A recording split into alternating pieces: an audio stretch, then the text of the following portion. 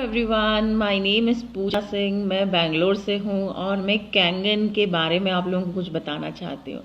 Kangen machine इस्तेमाल करते हुए अभी सिर्फ मुझे 15 दिन हुए हैं। विश्वास कीजिए कि इन 15 दिनों में मुझे नहीं पता मेरे शरीर में अंदर क्या बदलाव आए हैं, लेकिन जितना हम महसूस कर पा रहे हैं एज अ लेडी, मुझे इतना समझ में आया कि मेरे जो गैस्ट्रिक प्रॉब्लम था, जो कि मैं कई सालों से परेशान थी, वो गैस्ट्रिक मान के चलिए 1% बॉडी में रह गया है। 1% भी मैं बोलूँगी माइनस में जाने वाला है ये बहुत जल्दी। I can imagine the results.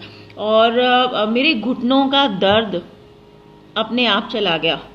मैं पिछले 3 से 4 सालों से जब बच्चे को डिलीवर किया, दोनों बच्चों के बाद में मैंने कैल्शियम, मल्टीविटामिन, ओमेगा और काफ़ी सारे जो सप्लीमेंट्स हमको आयरन के और विटामिन डी के डॉक्टर्स देते हैं, ये मुझे रेगुलर खाने पड़ रहे थे। अगर एक हफ्ता भी गैप होता था तो मान के चलिए मैं बहुत परेशान हो जाती थी।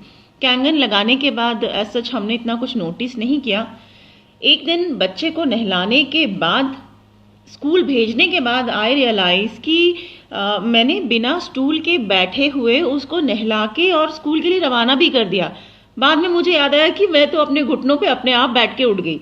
मतलब 35-36 के एज में मैं इतना परेशान थी कि कैंगन तो मेरे लिए वरदान साबित हुआ है। पेस्टिसाइड जब हम निकालते हैं अपने हाईली एसिडिक वाटर से तो देखते हैं तो मतलब ऐसा लग रहा था कि इतने सालों से क्यों जहर खाया जा रहा था। तो कैंगन वरदान है मेरे घर के लिए, मेरे बच्चों के लिए। एक और चीज़ बताना चाहूँगी बच्चों से। मेरे छोटे बेटे को दिल्ली से आने के बाद वीजिंग की प्रॉब्लम बहुत ज़्यादा हो गई थी। वीजिंग तो जैसे तैसे हमने होम्योपैथी से कंट्रोल किया था, लेकिन उसका स्किन बहुत सेंसिटिव हो गया था। सेंसिटिव इन द सेंस कि ठंडे गर्म दोनों एटमॉस्फेयर में उसको हमेशा ईचिंग रहती थी।